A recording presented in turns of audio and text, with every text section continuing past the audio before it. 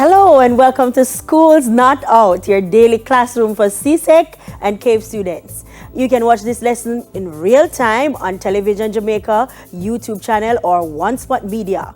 We also are live on Music 99 and GoJamaica.com. If you have questions on today's subject, you can send them into TVJ Jamaica's Facebook page or Instagram at television_Jamaica. Today's lesson is on Caribbean Studies, CAPE. And I am Melissa Beckford Simpson, your presenter for today. So today, we are going to be looking at something very interesting. We are going to be focusing on the Cape Caribbean Studies SBA. Now, I can hear you in your living rooms going, yay, yay! Because in fact, the Cape Caribbean Studies SBA is a headache for many students. So believe me when I say that I understand why you are feeling so good about today's lesson. So we are going to just be communicating the objectives for today. For today, we are going to briefly outline the requirements of the subject as it relates to the SBA. We are going to examine some of the challenges that you face, some of those troubled areas, the areas that carry the most marks, that you don't get those marks, yes. We are also going to offer workable solutions to overcome some of these challenges. And the ultimate aim is to improve your pass rate, right? So we want to move you from your 3s and 2s into a 1, into a distinction. That's the aim, all right? So we know that Caribbean Studies is a multidisciplinary subject. So it draws on a wide range of different areas of Caribbean society and culture and life and development. And the SBA is no exception. Because how you will choose your problem statement, it can come from any area of Caribbean life, all right? We also know that it covers these areas: sports, gender, education, family, media, religion, environmentalism, technology, health, crime, globalization, culture. The list is endless. And you are able to choose your SBA, your problem statement, from any of these areas. So what is it that interests you? That should be the first question. All right. So the research component is really based on module 3 of the syllabus. All of what is contained in the research area of module 3, that is what you are executing in doing your SBA. All right. So as we say, what interests you? What is it that you want to do as an individual? Right? Are you an athlete? Does sports interest you? Are you concerned about women's rights and those kinds of things? Maybe you want to look at gender. Are you a lover of culture like myself? Then perhaps you want to go to look at something related to culture, religion, you know. You name it, then you can choose your SBA topic from any of those areas under Caribbean Studies. So what are the requirements? Let's look a little bit more at the requirements, because the requirements tell you what to do. If you are not quite aware of what they are, then you will not know what to do and you can't maximize those points, right? So this research paper contributes to 40% of the final grade. Yes, you heard me right. 40% of the final grade, right? This is unheard of for most other subjects. So what that means is that if you are able to get somewhere between 50 to 60 out of 60, then you are well on your way to gaining that 40% before the exam even begins, as in before you sit down to write the exam. So that means you want to really do well in this SBA. It is crucial that you do well in this SBA. And I know what you're thinking. You're thinking, I have been forced to do this subject. I am a science person and I don't want to do this subject. I don't see the relevance of Caribbean Studies. I don't know why I have to do this subject. Well, it is what it is. You will have to do the subject because it is compulsory. But as I said, there is a good fallback plan for you because your SBA is 40%. So if you ever had an opportunity to do very well and to get a 1 in CAPE, this is it. Trust me, this is it. All right? So you are expected now to look at the unit, from all of those areas that we spoke about, you're expected to see what you are interested in and then begin to, in your head, begin to formulate some kind of topic that you want to look at. Of course, you should be past this stage already. You should have done all of this already. Your teacher would have looked at your research proposal and would basically have signed off on your problem statement, and you should be well on your way. So I know that you're at home and this is the stage where you are trying to complete this SBA. More than likely your teacher has given you those corrections to do that final overall now. So you want to make sure that you are on the right track. But I'm still going to go from scratch with all of the areas. Maybe you want to look at what you have to see if you are following the rules exactly. All right, so it says that the paper should provide evidence of the candidate's mastery of the research skills as outlined in Module 3 in conducting investigations of problems or issues in Caribbean society. And of course, you should neatly type using Times New Roman font size 12, double spacing, yes, all of that. And of course, you should pay attention at this level to your referencing style, APA. All right? So you want to bear that in mind. Other requirements now. It should be 1,500 words in length. 1,500 words. All right? So it does not include the charts and the graphs and the footnotes and the references and appendices and, you know, those kinds of things that make up the entire SBA. It does not include all of that. It only includes 1,500 of your words. And can I just hasten to tell you that if you go over the word limit too much, then you are in fact penalized 10%. Yes, you are penalized for going over the word limit. Now let's get straight into it. The mark scheme, what does that look like? So you have introduction and purpose, that's the first thing, 5 marks. Your literature review, 8 marks. Data collection sources, 4 marks. Presentation of data, 8 marks. Analysis of data, 10 marks. You notice that the marks keep going up. The discussion of findings, 12 marks. Yes. The conclusions, limitations, and recommendations are 8 marks, broken down as 2, 2, 4. Conclusion, limitation, recommendations. Overall presentation, 2 marks, and your writing skills, 3 marks. All right, so that's what the mark scheme looks like. Let's look at the introduction. Now, the introduction is just 5 marks. However, there are 5 different things that you need to produce for your introduction, and each of them obviously is worth 1 mark. Let's look at the problem statement. Your problem statement or statement of the problem, same thing. It must be excellent, appropriate, and relevant. We'll go into that a little bit more, right? Your background to the problem is really a paragraph or so, very short paragraph, locating the community in which you are doing your study and giving a general idea of the observations that you have made, because you couldn't just take up and just do this problem if it's not a problem. It must have been a problem. You must have noticed something that caused you to want to research this topic, all right? What is the purpose of the study now? That's another 1 mark. What is it that you aim to do, aim to gain from looking at this? What is the educational value?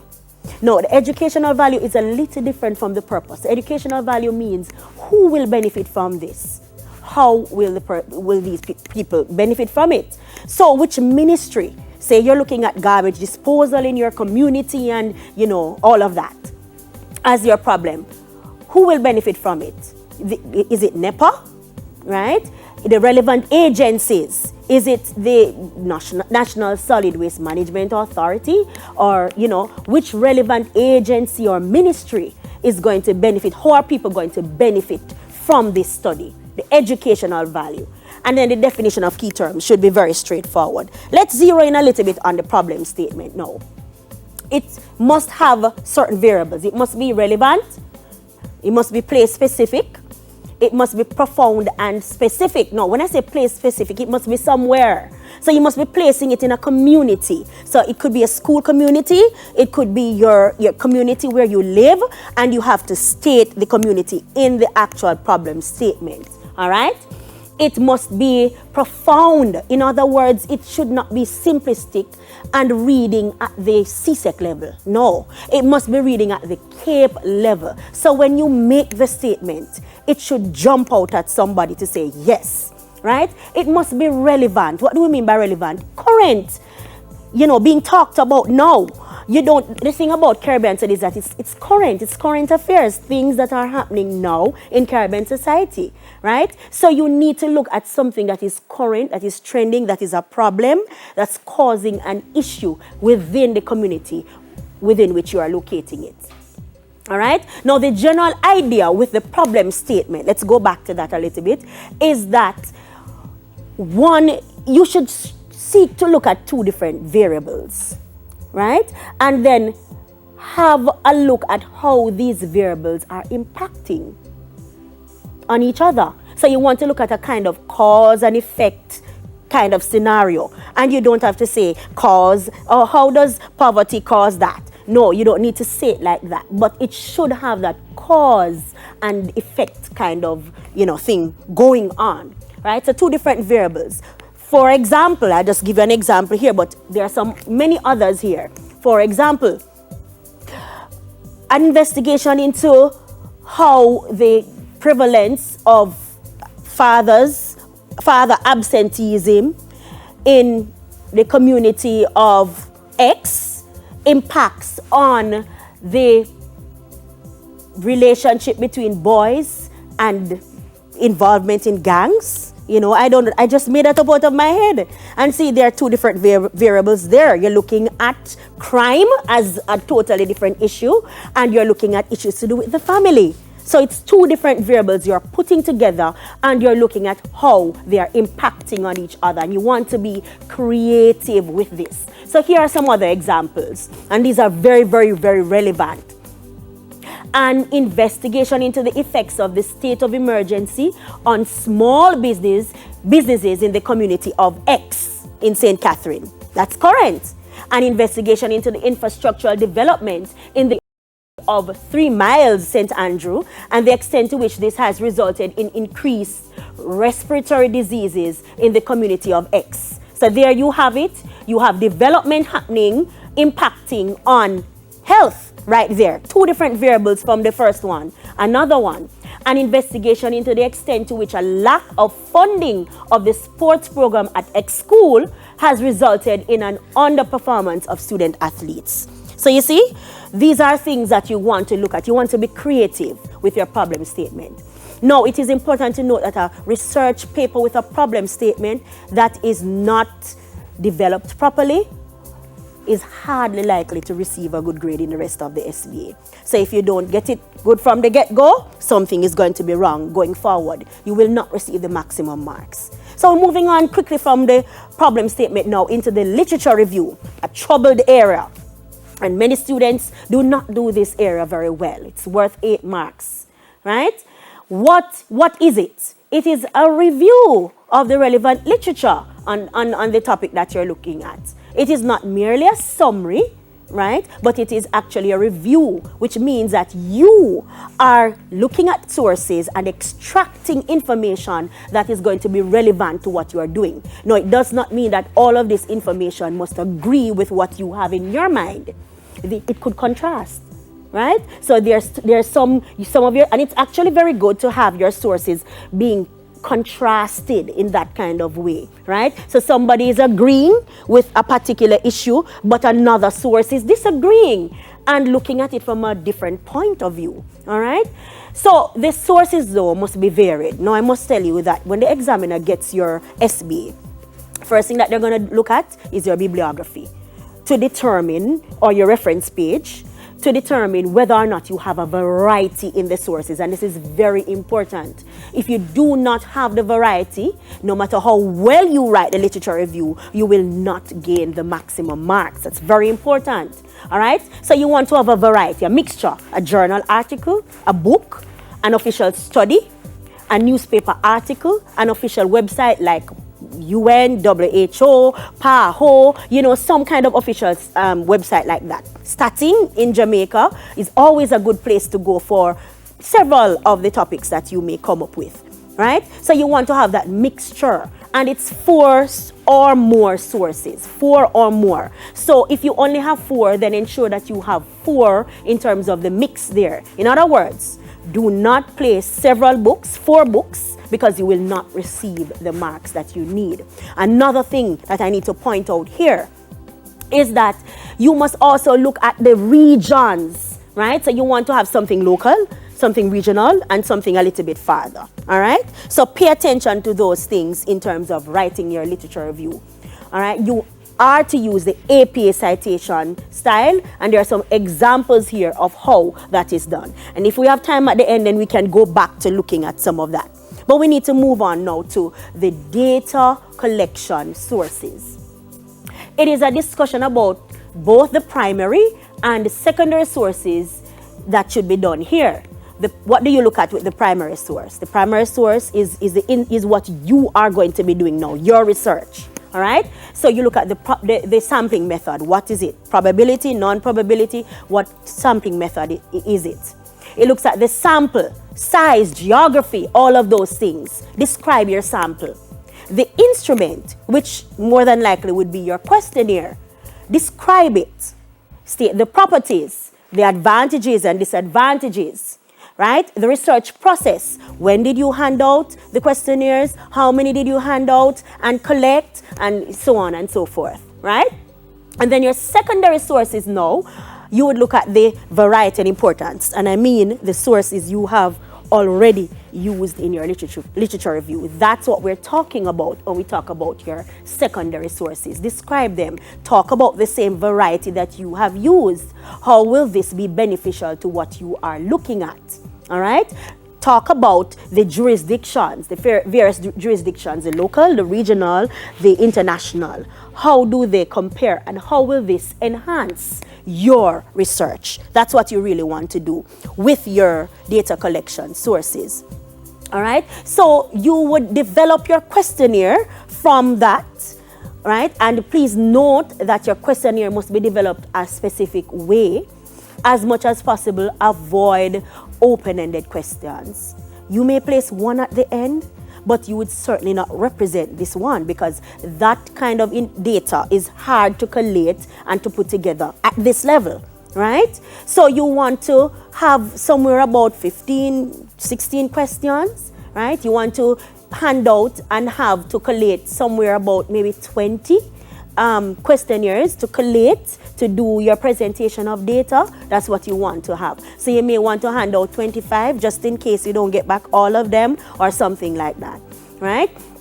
And you want to ensure that your questionnaire is done well, right? Give the persons you are handing the questionnaires to, give them options. Anticipate what some of these options could be and place them there. Use superlatives like most and main and that kind of thing, because the superlatives will help you to receive one response, right? So you don't have a lot of things to try to collate there.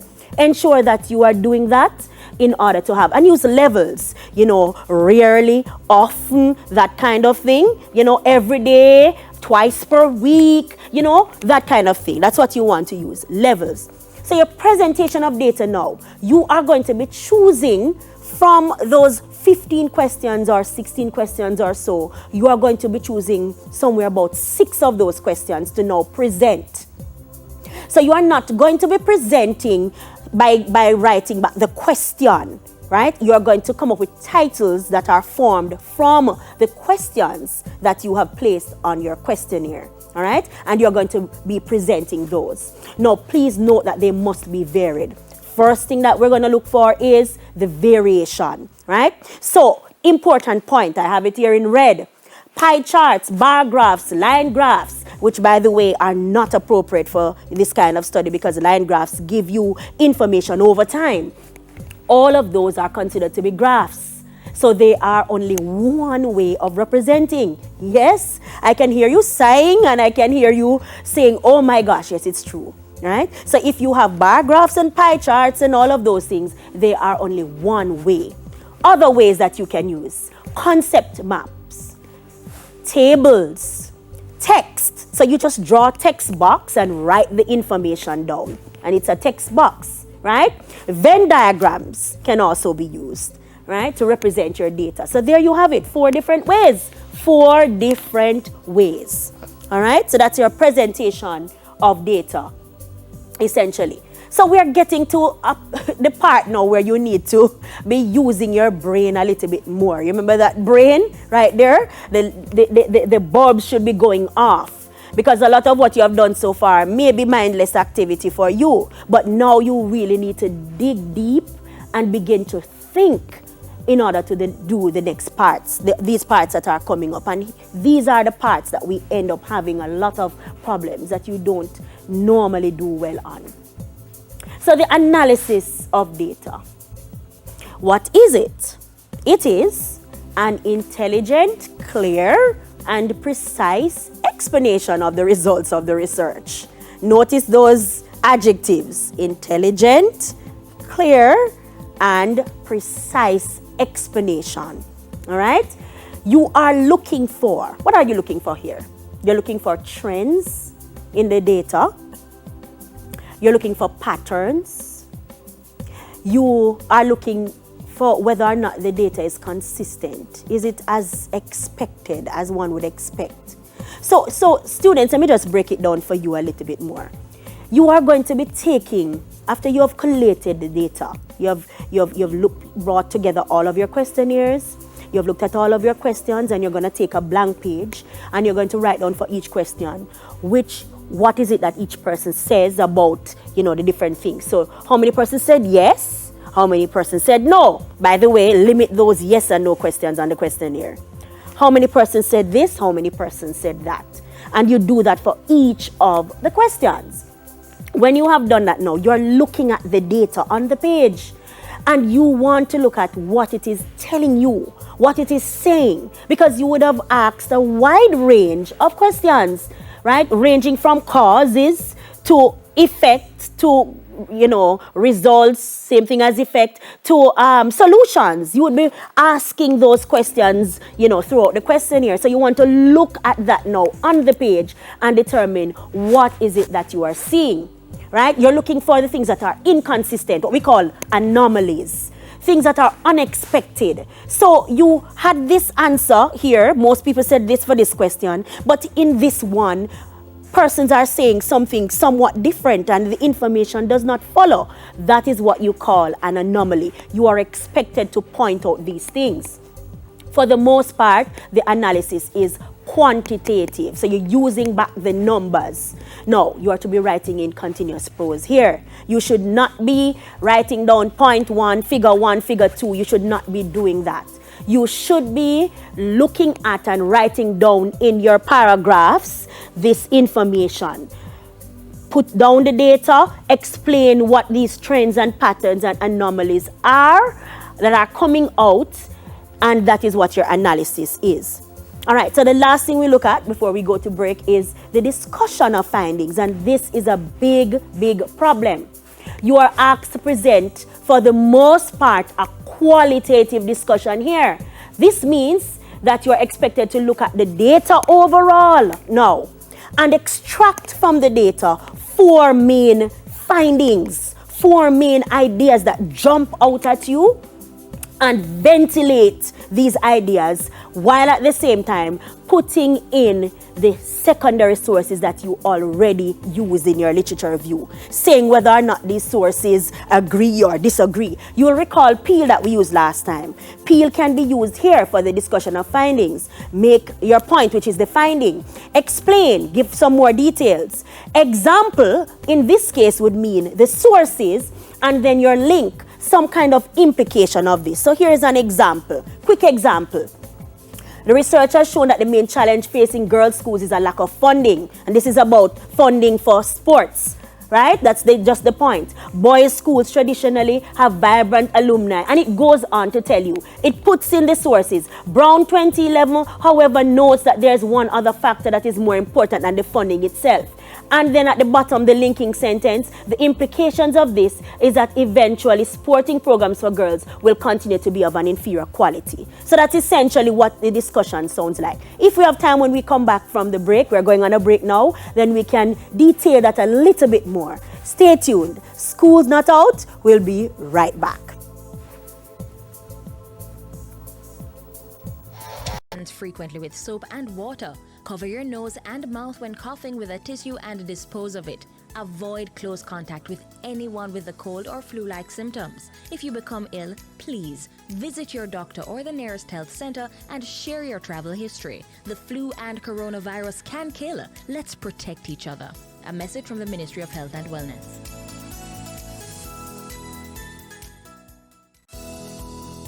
Reduce your risk of viral illnesses like the flu and coronavirus. Wash your hands frequently with soap and water. Cover your nose and mouth when coughing with a tissue and dispose of it. Avoid close contact with anyone with a cold or flu-like symptoms. If you become ill, please visit your doctor or the nearest health center and share your travel history. The flu and coronavirus can kill. Let's protect each other. A message from the Ministry of Health and Wellness. Of noon with weekly Schools Not Out tutorial sessions on Saturdays from 1 p.m. to 4 p.m. Schools Not Out, live CSEC and CAPE lessons here on TVJ. The Ministry of Education, Youth and Reduce your risk of viral illnesses like the flu and coronavirus. Wash your hands frequently with soap and water.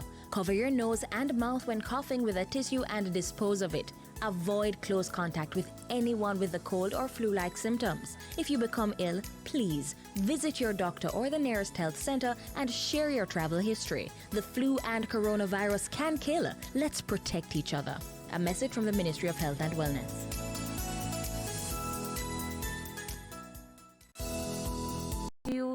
When hands are visibly dirty and after handling animals or animal waste.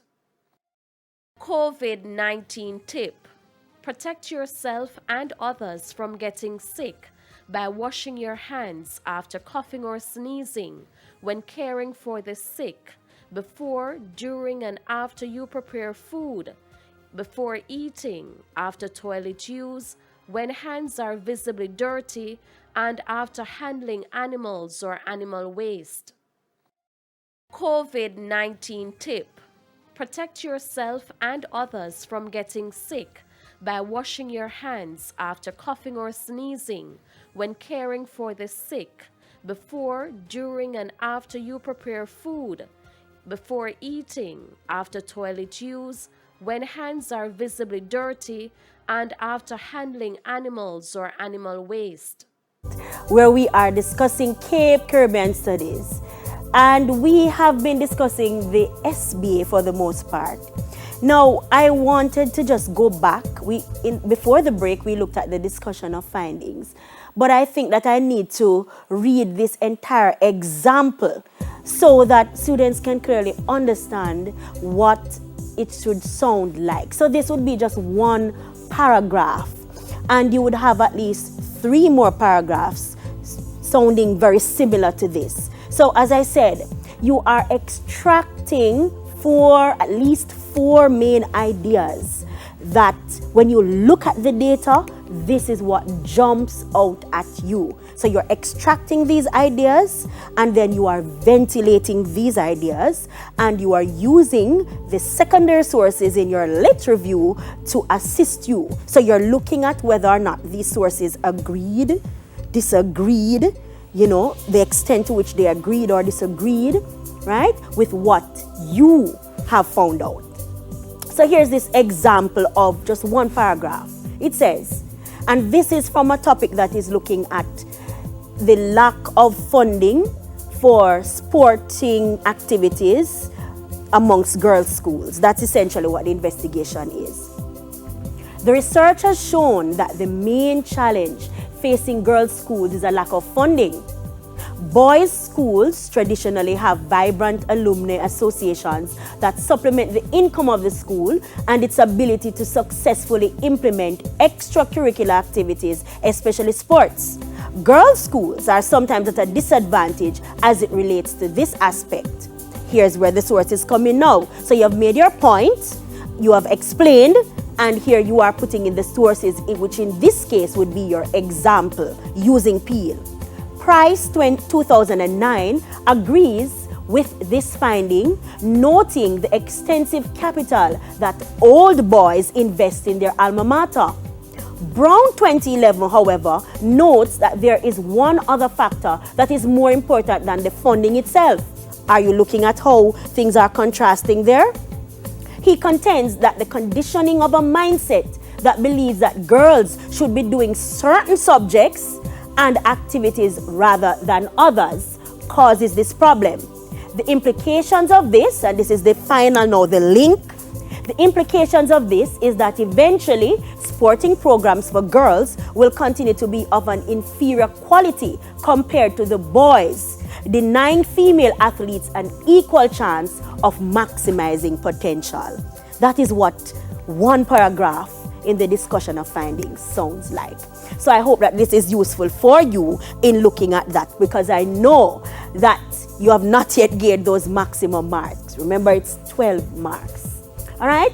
So we're moving on now to the final aspects, the conclusions and limitations. So the conclusion is just one paragraph summing up the main ideas and points related to the research. Be careful that it is concise. You should not be giving too much details. No statistics are needed here. None of the data, the raw data is needed here. Just your words now summing up what you have found. Then your limitations.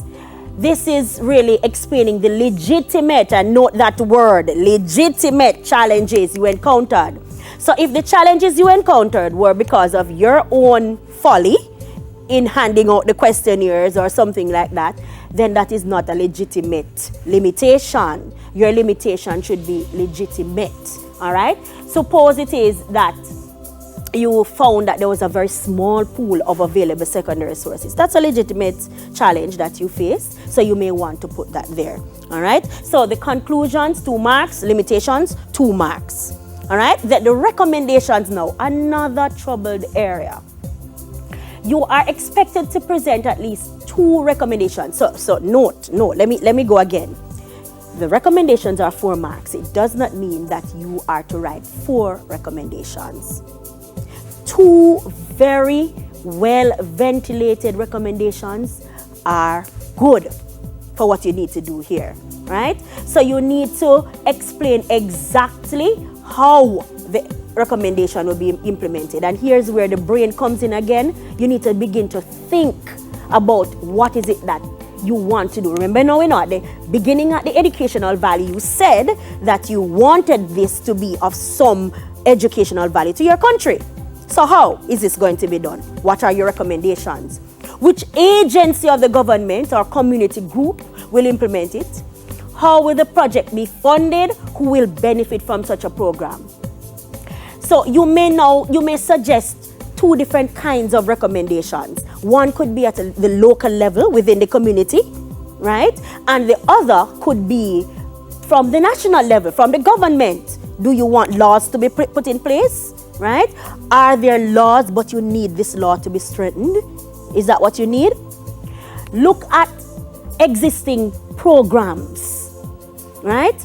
And see whether or not there are programs that are there that look at what you really want to do, what you want to recommend. If there is, strengthen that program. If there isn't, come up with a whole new program of your own. Name the program even. Say how the program will be done, right? So you have programs like PATH, and that's PATHE, no user fee policy in schools and hospitals. These are programs that already exist. So if you're looking at something within that band, you may want to look at these programs and determine whether or not these programs cover your recommendations. All right? So recommendations then seek to answer all of these questions. What exactly is it that you're recommending? Don't be shy, be very specific about the program. So is it that you would like a community program, right? And what exactly is the program that you want? Is it that you want a community parenting program? When do you want this program? So say when this program is to be done. Is it going to be held every Monday evening at 7 p.m. at the community center? So that's where now. Where is it going to be done? How is it going to be done? And who is going to do it? Right? Is it going to be the Social Development Commission who is going to be responsible for these parenting programs? Is it going to be the National Parenting Support Commission who should be responsible for this, coming in every Monday evening? Who are the persons who are going to be undertaking this training? Are you going to be asking, I don't know, teachers who are trained in guidance counselors? Is that what you want? So you need to begin to think about what exactly you want in terms of the recommendations, right? And another thing, as I said, I cannot emphasize enough, be very specific, right? And have some idea about what you really want. So, for example, you are saying that, let us go back to the question that we used at first, the investigation about the link between absenteeism of fathers and it's resulting in boys going into gang activities. Let's look at that one. On the national level, what could you suggest as a recommendation there? What could you suggest for the government to do there? You may want to think about it. Is it that there are laws, but you think that we should be strengthening these laws that are there? What exactly is the law? So you can go online and you can search for the existing law or laws that cover this area and determine what about the law needs to be strengthened. All right? Is it that you want fathers to be held more accountable in terms of they need to be there with their children, with their boys? Do you want a law to be implemented to say that they must be there?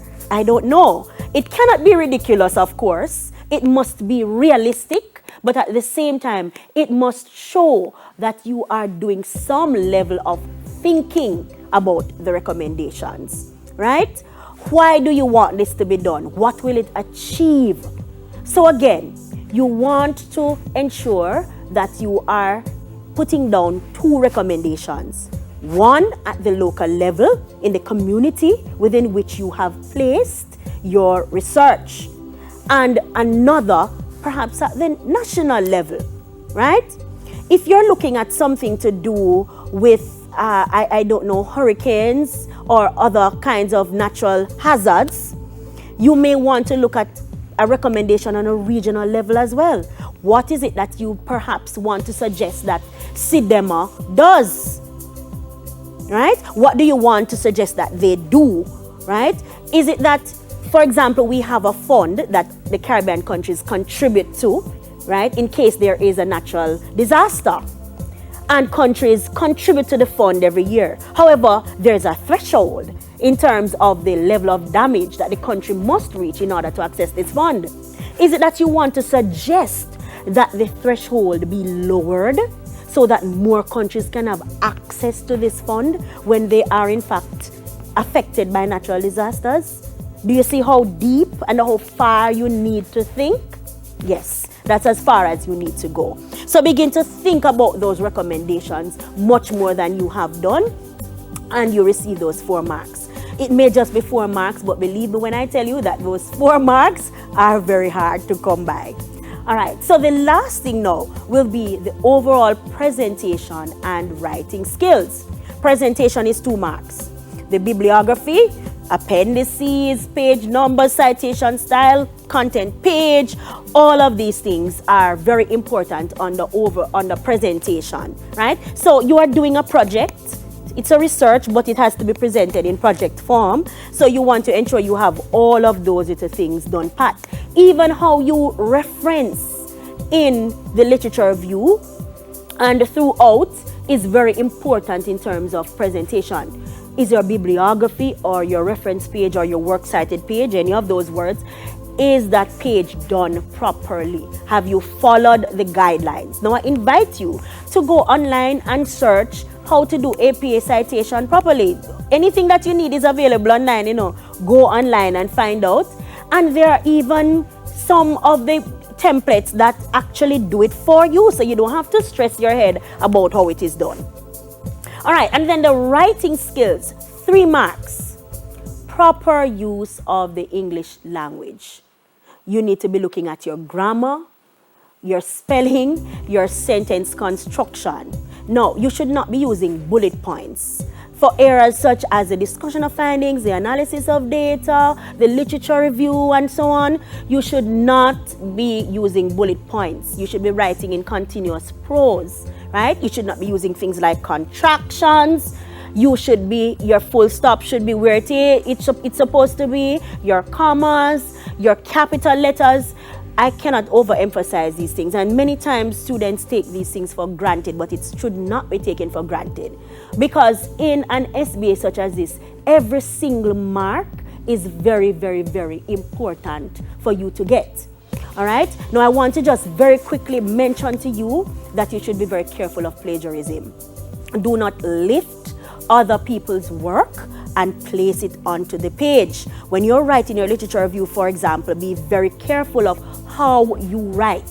You want to ensure that you are not taking somebody's work and passing it off as if it is your own. Now, students, we have looked at the entire SBA from start to finish, and we have ventilated some of those areas that I think are very troublesome. So now you just want to go, sit down, pay attention, and see if you can get those maximum marks, because it's 40% of your exam. So that's all today for Cape Caribbean Studies. We hope that you have grasped some of the points we discussed. You can catch a repeat of today's lesson on JNN Today at 5 p.m. and in the Schools Not Out highlights on Saturday between 1 and 4 p.m. here on TVJ. It also will be on video on demand on One Spot Media. Pleasant viewing, keep safe, and remember to wash those hands.